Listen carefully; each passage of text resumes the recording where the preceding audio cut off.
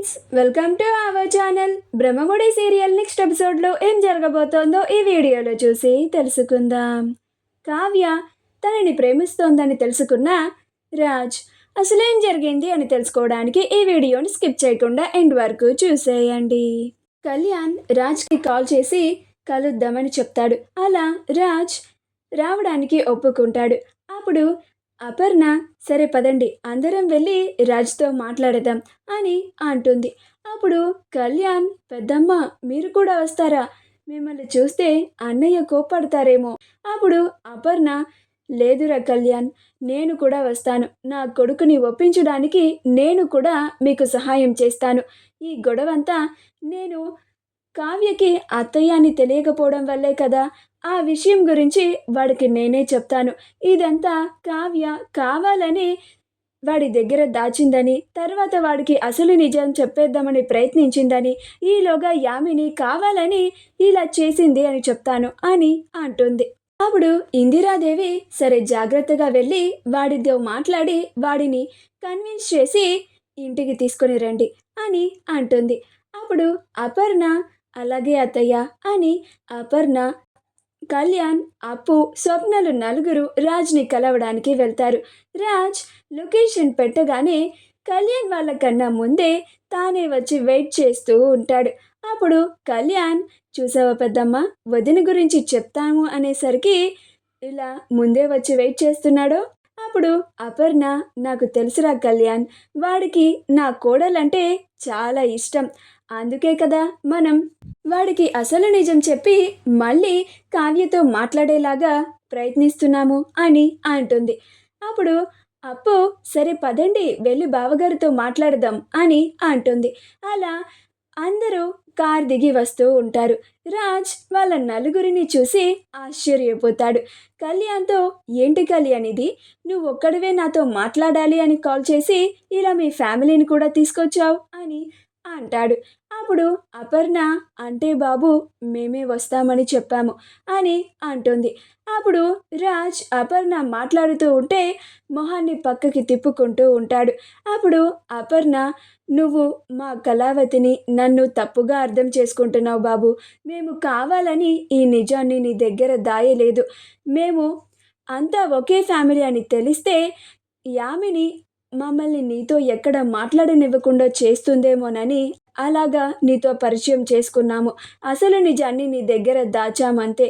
నువ్వే చెప్పు బాబు, మా కళావతి మీతో మాట్లాడుతుంది, మీతో క్యాఫెటేరియాకి వస్తుంది అని తెలిస్తే ఆ యామినికి ఎంత కోపం వస్తుంది.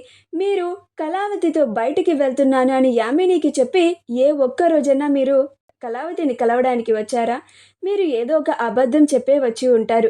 ఎందుకని ఆ యామినికి నిజం తెలిస్తే మీరు ఆ కళావతిని కలవనివ్వకుండా చేస్తుంది అని. అదే భయంతో మేము కూడా ఈ నిజాన్ని మీ దగ్గర చెప్పలేదు అని అంటుంది. అప్పుడు రాజ్ మరి తర్వాత అయినా నాకు అసలు నిజం చెప్పాలి కదండి అని అంటాడు. అప్పుడు అపర్ణ తర్వాత కళావతి నీకు ఇవన్నీ చెప్దామని అనుకుంది బాబు, కానీ ఆ యామిని లోపు ఇంత గొడవ చేసింది. నువ్వు మా కళావతిని అపార్థం చేసుకునేలాగా చేసింది. నిజానికి మా కళావతికి మీరంటే చాలా ఇష్టం బాబు అని అంటుంది. ఆ మాట వినగానే రాజ్ మొహంలో ఒక వెలుగు వచ్చేస్తుంది. అది గమనించి అపర్ణ నాకు తెలుసురా, నువ్వు నా కొడుకువి, నీకు నా కోడలంటే ఎంత ఇష్టమో అని అనుకుంటూ సంతోషపడుతూ ఉంటుంది. ఇది గమనించి స్వప్న, అప్పు, కళ్యాణ్లు కూడా చాలా సంతోషపడుతూ ఉంటారు. అప్పుడు రాజ్ ఏం మాట్లాడుతున్నారండి, కళావతి గారికి నేనంటే ఇష్టమా? అంటే కళావతి గారి మనసులో నేనున్నానా?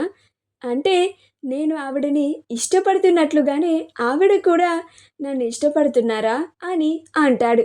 అప్పుడు కళ్యాణ్ అవునన్నయ్య, మా వదినకి మీరంటే చాలా ఇష్టం, కానీ ఆవిడ పైకి ఆ ప్రేమని వ్యక్తపరచలేకపోతోంది.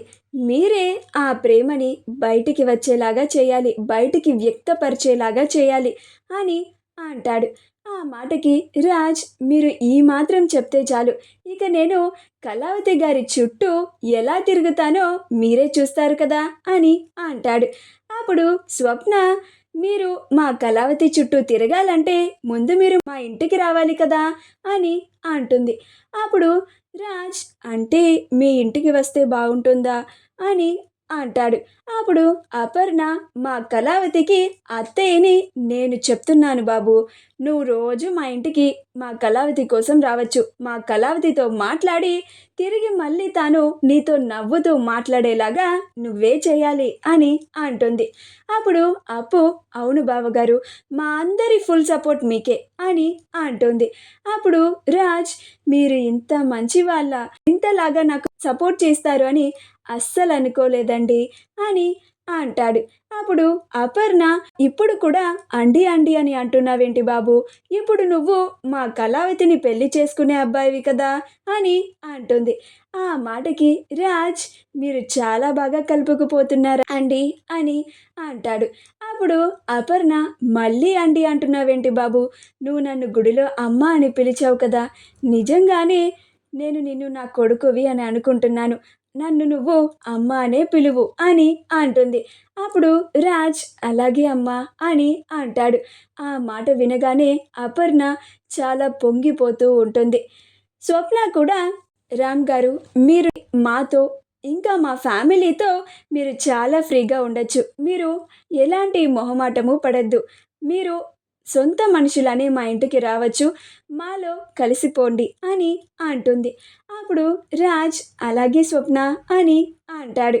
అప్పుడు స్వప్న చెప్పగానే భలే వినేస్తున్నాడే అనుకుంటూ ఉంటుంది.